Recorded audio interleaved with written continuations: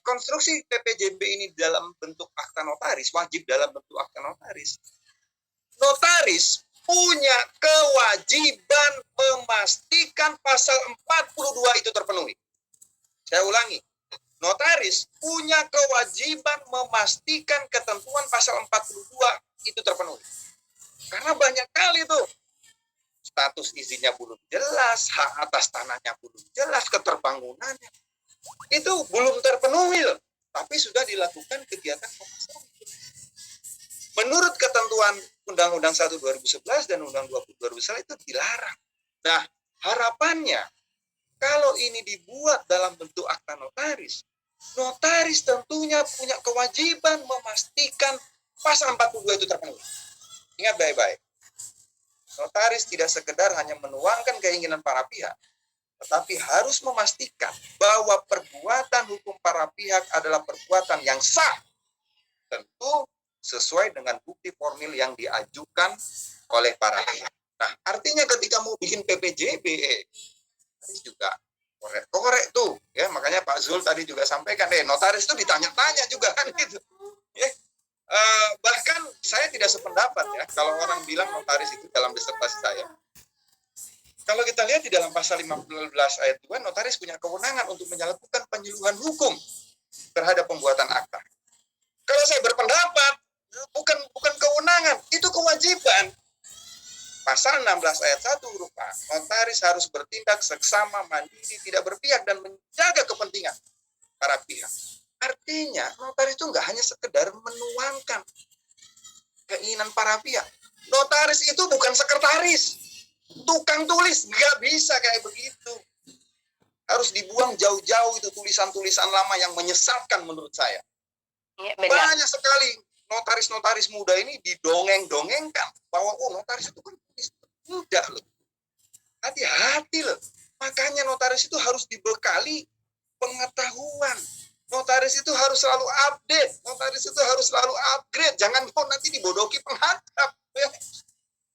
Notaris itu juga harus pintar, harus tahu konstruksi hukum para pihak. Nah, itu mungkin yang mau saya tambahkan, Bu Rizka dan Bapak Ibu sekalian. Notaris punya tanggung jawab untuk itu, tapi tentu tanggung jawab ini terbatas pada bukti-bukti formil. Bukti-bukti formil, dia tidak punya kewajiban memastikan keabsahan bukti-bukti. Saya kira itu tambahan. Terima kasih. Luar biasa sekali Pak Gansam. Nah teman-teman, ini tadi perlu di underline ya terkait dengan statement Pak Gansam, kalau apalagi ini yang mengikuti pelatihan ini calon-calon notaris profesional saja. Ya, baik, selanjutnya untuk pertanyaan kedua. Nah, ini juga sangat penting ya terkait dengan dalam pembuatan perjanjian akte jual beli di beli tanah itu harus berhadapan di depan atau di dalam kantor notaris atau PPAT. Dalam pertanyaannya, apakah boleh pembuatan perjanjian akte jual beli di tanah di luar kantor notaris nih Pak? Jadi apakah boleh di luar atau di dalam nih? Karena katanya freelance yang sering jadi tangan ketiga dalam pembuatan tersebut.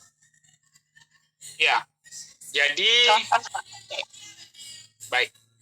Jadi jual beli itu tentunya harus di hadapan PPAT karena di akta itu kan dituangkan hadir di hadapan saya, kan disebutkan di situ.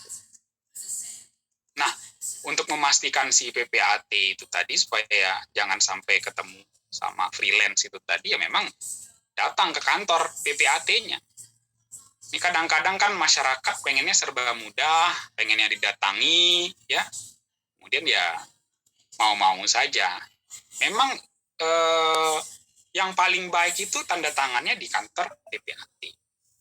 Tapi kalau ada alasan untuk membuat akta di luar kantor itu juga boleh, tidak salah. Ya. Misalnya karena orang itu alasannya, ya yang penting ada alasan yang tidak bertentangan dengan hukum lah ya. Karena kejauhan misalnya, karena atau mungkin salah satu pihaknya sakit, itu bisa-bisa saja. Jadi memang dalam peraturan Kepala BPN nomor 1 tahun 2006 itu diatur sedapat-dapatnya memang membuat akta PPAT itu di kantornya PPAT. Tapi apabila ada alasan yang sah, itu boleh-boleh saja membuat akta di luar kantor si PPAT. Yang penting dia berhadapan antara para pihak ya, penjual pembeli, kemudian para saksinya hadir dalam satu majelis, dalam satu forum untuk penandatanganan akta jual beli. Jadi pada masyarakat saya sarankan ya tentunya datangi sajalah dulu PPAT-nya ke kantor, bertemu dengan PPAT-nya. Kalau orang itu dia dia freelance, nggak mungkin dia di dalam sana, gitu ya. Dan ketika datang, misal bertemu dengan karyawan, minta langsung ketemu dengan PPAT. Saya mau melakukan transaksi jual beli. Nanti akan ditemukan. Dan kalau seandainya ragu, kalau itu bukan PPAT, ya tinggal cari PPAT yang lain. Banyak, Bapak Ibu sekalian. PPAT itu tidak satu. Di misalnya kalau tempat Pak Gansam di Surabaya itu banyak sekali. Di Jakarta apalagi sampai 1.000 mungkin PPAT. Sekarang itu PPAT jauh lebih banyak daripada jumlah notaris. Ya. Jadi kalau seandainya nggak yakin, oh ini orang ini freelance kayaknya, didatangi ke kantornya nggak ketemu kita. Cari PPAT. Bahkan sampai ada yang bilang cari notaris PPAT itu kalau di kota-kota atau ibu kota provinsi itu lebih susah nyari tukang tambal ban, malah saking banyaknya notaris PPAT. Sampai ada yang mengatakan seperti itu. Jadi kalau ketemu freelance kemudian tanda tangannya di rumah, ya itu sebenarnya ada kelalaian dari si penjual dan pembeli juga gitu. Apalagi kalau seandainya mereka tinggal kota-kota besar. PPAT itu banyak kok, tinggal didatangi aja. Nggak ada satu kantor, datangi kantor yang lain. Bahkan masyarakat yang pintar itu dia banding-bandingin malah harga PPAT yang satu dengan yang lainnya, mana yang lebih murah gitu. Ya maksudnya bukan pinter, yang pengen irit lah lebih tepatnya gitu. Ada juga orang yang kan duit ini nggak jadi masalah. Klien-klien tertentu itu nggak masalah bayar mahal, walaupun mahal dia tetap mau aja bayar. Ya. Jadi rezeki udah diatur masing-masing. Jadi jawaban saya seperti itu mengenai tanda tangan akta PPAT itu boleh di kantornya si PPAT, itu yang paling utama. Boleh juga di luar kantor si PPAT, itu berdasarkan peraturan Kepala BPN nomor 1 tahun 2006. Iya. Baik, Pak Sulfadli, bagaimana terkait dengan tanggapan Pak Gansyam soal ini? Di luar kantor maupun di dalam Nggak kantor? apa-apa. Pasal 41, pasal 44 ya, Undang-Undang UJN ya. Kalau kemudian misalnya ya, misalnya saya ekstrimnya kalau Pak Zul tadi sampaikan ya memang nggak ada masalah ya. Apakah ditandatangani di kantor, di rumah makan ya, di rumah mantan ya. Saya pengennya masalah. Yang penting syarat prosedurnya itu terpenuhi. Ya, cuman yang jadi persoalan itu seringkali begini ya, Pak Zul ini mungkin bisa banyak bercerita nanti. Si A tanda tangan hari ini, si B tanda tangan besok, si C tanda tangan lusa. Ya. Itu yang seringkali terjadi kan, dan masih banyak. Apakah batal? Ya enggak juga batal ya Pak Zul. Hanya memiliki kekuatan pembuktian seperti akta di bawah tangan. Tapi banyak juga saya melihat karena konstruksi semacam ini itu dimanfaatkan oleh orang-orang yang tidak berniat baik. Tuh. Notarisnya kan bingung ini kapan dikasih nomor ini. Ada notaris yang mencontohkan para pihak bersepakat untuk tanda tangan ini tidak dilakukan secara bersamaan. Ada loh notaris yang mencontohkan itu. Saya kira ini gimana? Kasih nomornya, nomor berapa ini?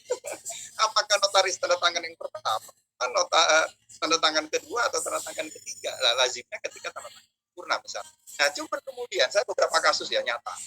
Si A misalnya yang tanda tangan pertama, dia kemudian bisa membuktikan bahwa pada hari itu dia ada di luar negeri. Loh, Pak, saya pada saat itu di luar negeri. Nggak bener itu. Nggak ada itu tanda tangan saya. Bahkan lazimnya ini beberapa, ini notaris juga harus ketika tanda tangan.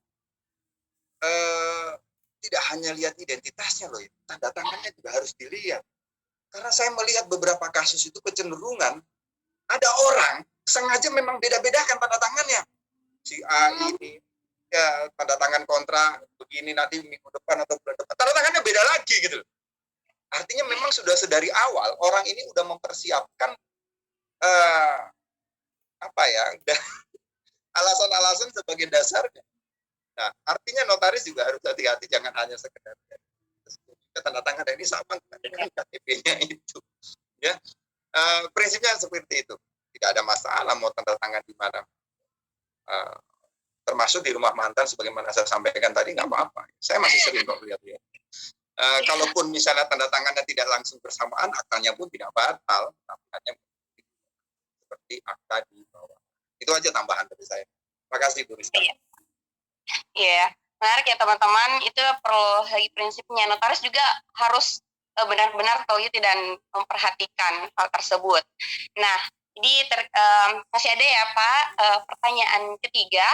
Kalau misalnya masih ada waktu nih ketersediaan dari narasumber, nanti kita lanjut ke sesi kedua. Kalau misalnya, karena di sini banyak sekali nih Pak terkait dengan materi kita hari ini.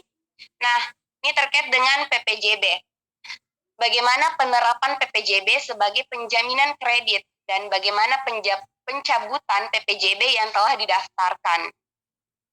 Penerapan PPJB sebagai penjaminan kredit dan bagaimana pencabutannya setelah didaftarkan, Pak. Kepada Pak Sulfadli, silahkan. Jadi perjanjian jaminan itu tidak ada PPJB. Perjanjian jaminan itu ya ada jaminan orang, ada jaminan bendaan. Jaminan orang, bortoh, personal garansi atau corporate garansi. Ada lagi jaminan kebendaan, perjanjian jaminan kebendaan. Itu ada gadai, kemudian ada apalagi fidusia, ada hak tanggungan, satu lagi hipotek. Jadi kalau mau jaminan, ya maka perjanjiannya itu bukan PPJB.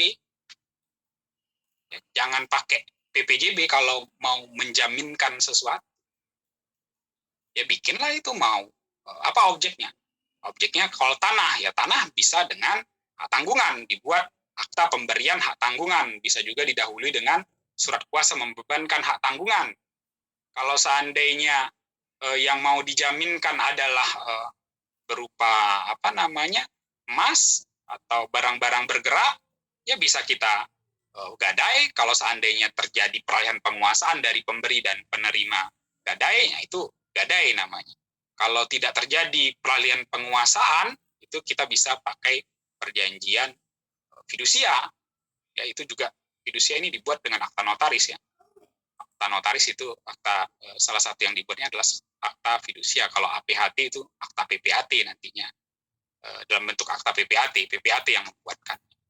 Jadi PPJB tidak bisa dijadikan dasar untuk menjaminkan sesuatu. PPJB itu mengikat para pihak untuk melaksanakan prestasinya masing-masing.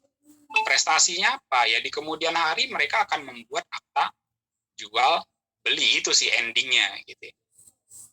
Nanti terjadi peralihan hak di antara penjual dan pembeli. Jadi sekali lagi saya tegaskan, PPJB tidak bisa dijadikan dasar untuk menjaminkan sesuatu, tapi bisa dijadikan dasar untuk ini, membuktikan bahwa saya punya hak, ya pihak di seberang sana punya kewajiban untuk memenuhi sesuatu. Begitu jawaban saya, Mbak Rizka. Iya, makasih Pak. Jadi jelas ya untuk penanya. Nah, jadi ini mungkin terakhir ya terkait dengan pertanyaan perkawinan. Jadi kembali lagi ke Pak Gansyam. Jadi banyak juga nih pertanyaan untuk Pak Gansyam nih.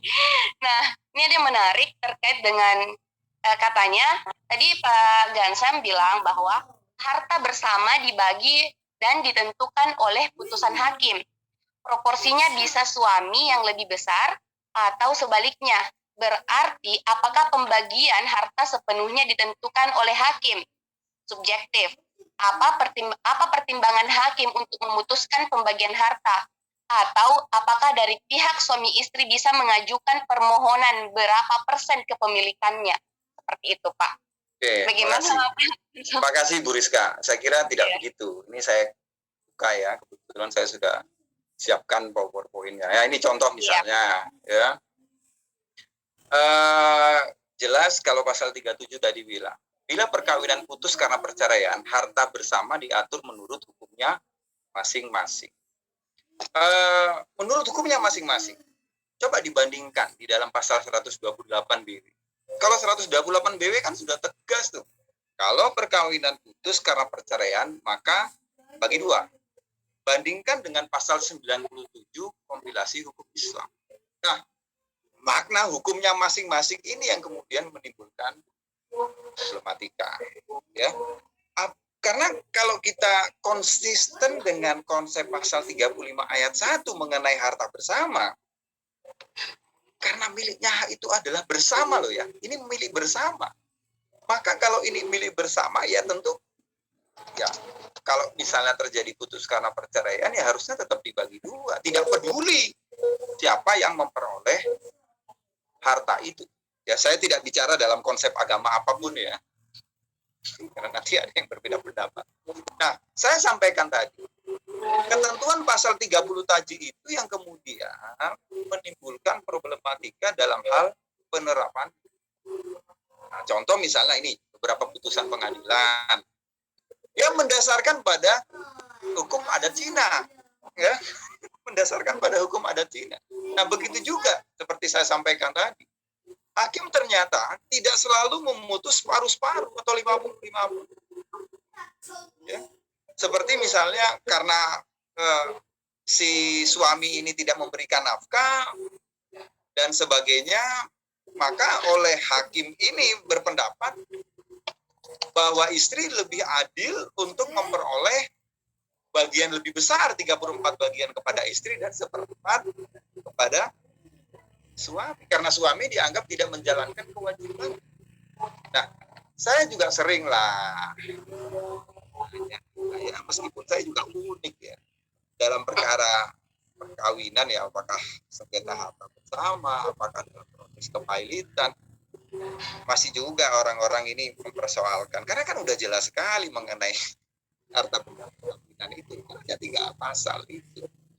Nah, saya sering kali juga ditanya lah, itu kan menurut ahli, apakah boleh hakim memutus sesuai atau berdasarkan prinsip keadilan? Ya, kalau kita tadi lihat 128 BW 97 kompilasi, jelas kan dibagi dua kan Pak? Saya kemudian sering berapa kali, 4 kali atau 5 kali saya lihat, loh, ahli kan berpendapat begitu, apakah tidak boleh hakim itu memutus berdasarkan keadilan? Beda lagi nih kalau bicara keadilan ini. Ya. Karena bicara keadilan itu tentu ya domain pasal kehakiman yang merdeka dan baik. Tapi kan bukankah kepastian hukum itu kan juga bertujuan untuk keadilan?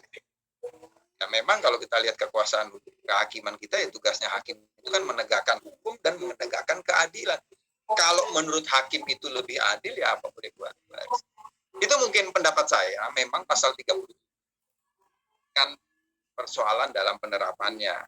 Karena ternyata beberapa putusan pengadilan itu tentu mendasarkan pada hukum agamanya. Menurut hukum Islam bagaimana, menurut adat Tionghoa seperti apa, menurut adat ini dan sebagainya. Termasuk memberikan proporsi lebih besar pada suami atau istri dengan pertimbangan kewajiban-kewajiban tadi. Ya saya kira itu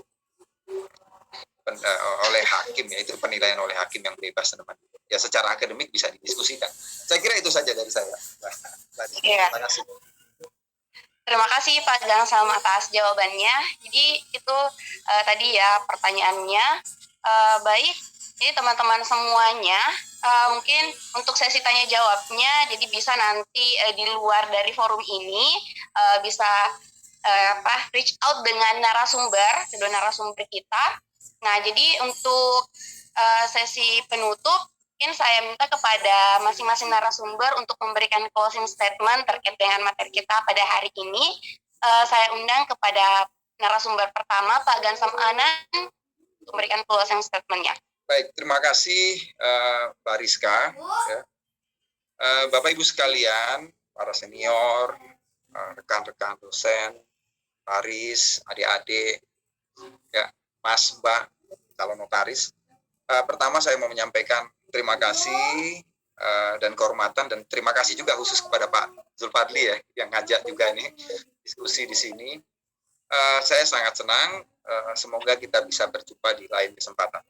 Nah, untuk topik perjanjian perkawinan, tentu mengingat tadi prinsipnya perjanjian perkawinan itu dapat dibuat sebelum atau pada saat perkawinan maupun pasca perkawinan, tentu dalam hal ini notaris perlu berhati-hati, ya, terutama berkaitan dengan perjanjian perkawinan yang dibuat pasca perkawinan, karena syaratnya jangan sampai nanti merugikan pihak ketiga, ya, terutama para kurator. Tadi saya lihat ada beberapa lawyer kurator nih. Nah, kenapa? Karena mau tidak mau, banyak notaris yang menolak. Mungkin tadi Pak Zul juga menyampaikan, banyak notaris yang takut, yang khawatir akan ditarik juga dia sebagai tergugat. Maka saya sarankan tadi, ikut aja deh BW misalnya, ajukan permohonan ke pengadilan seperti model NBW Belanda sekarang. Ajukan aja permohonan. Ya, tentu dengan pembuktian di sana. Ada penetapan hakim yang mengizinkan untuk itu, harus kan tinggal melaksanakan apa penetapan itu, ya, sehingga di kemudian bisa lebih aman.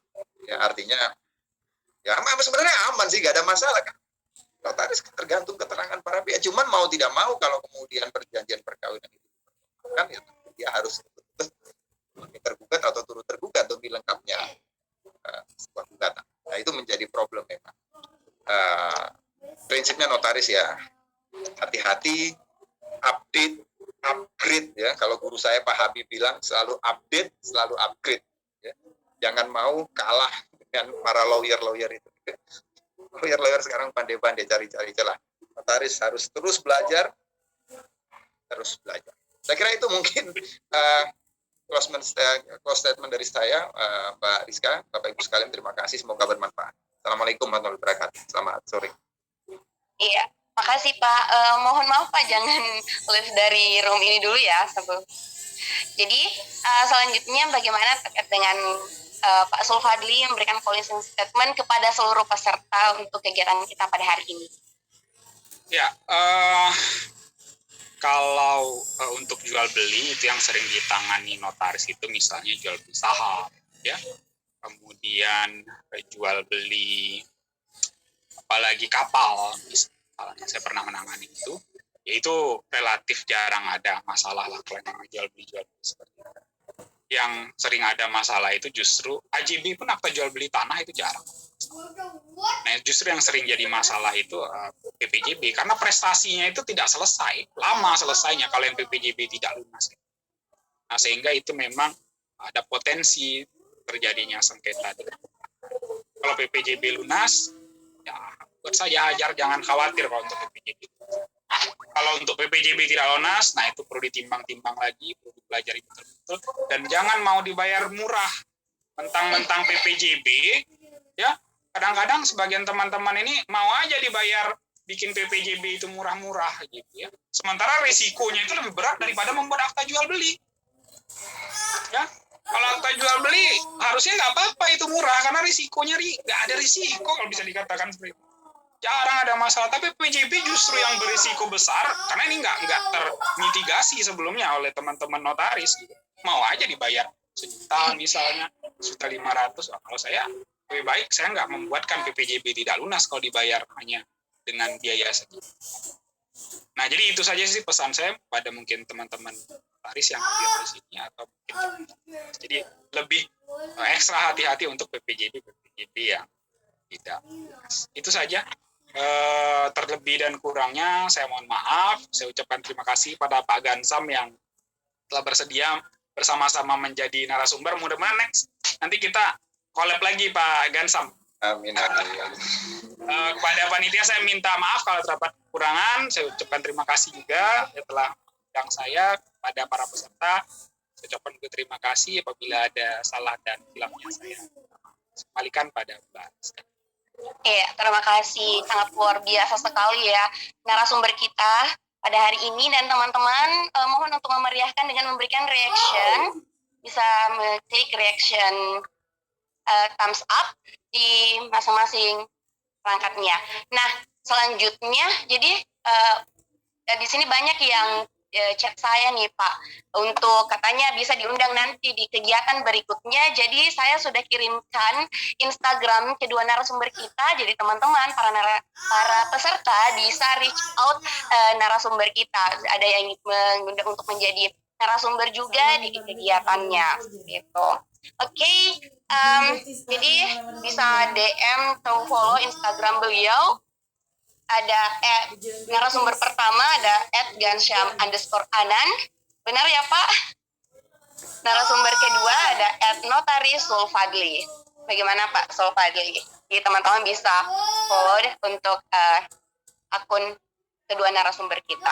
Nah teman-teman semuanya, jadi untuk informasi di kegiatan berikutnya, yaitu saya tadi melihat bagaimana presentasi Pak Gansyam dengan men-spill atau memberikan ada bahasa Inggris, benar Pak? Dan bahasa Inggris tentu saja penting untuk sebagai teman-teman profesinya notaris atau sebagai advokat, hakim. Bukan begitu Pak Gansyam? Tadi saya perhatikan beberapa slide ada bahasa Inggris. Nah, teman-teman bisa mengikuti kegiatan berikutnya, yaitu pelatihan bahasa Inggris untuk jurusan hukum. Jadi English for hukum, English for law science. Oke, teman-teman semuanya, untuk informasinya bagaimana daftarnya, kalian bisa langsung ke Instagram @pelatihanhukumindonesia.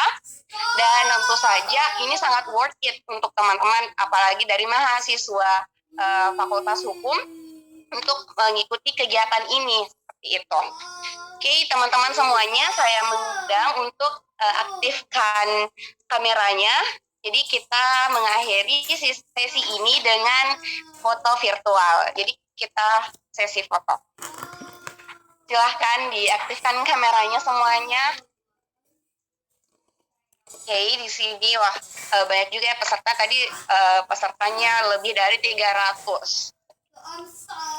Sambil bisa juga berikan reaction thumbs up. Oke, saya menghitung ya.